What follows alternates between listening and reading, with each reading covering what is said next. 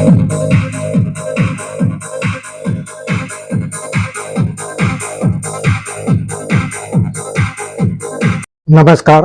GTV news मराठीमध्ये आपलं स्वागत. मी विलास महाले.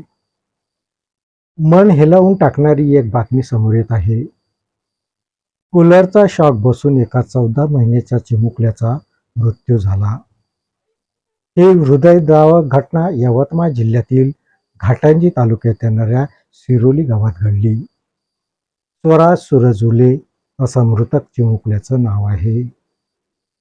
14 मे गुरुवारला सकाळी 7 वाजताच्या सुमारास ही दुर्दैवी घटना घडल्याचं समोर आलं.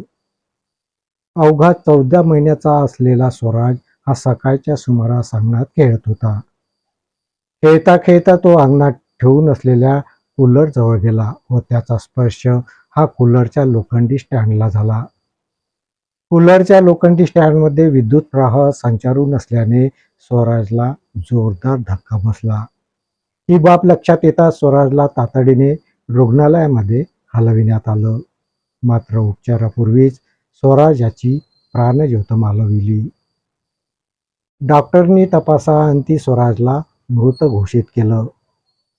निरागस स्वराजचा मृत्यू शिरोली गावकऱ्यांना मनाला चटका लावून गेला. घडलेल्या या हृदयद्रावक घटनेमुळे सिरोली गावावर शोककळा पसरली असून सर्वत्र हळहळ व्यक्त करण्यात येत आहे. या बातमीपत्रात इथेच थांबतो. परत भेटूया नवीन बातमीपत्रात. तोपर्यंत पाहत राहा GTV न्यूज मराठी. नमस्कार.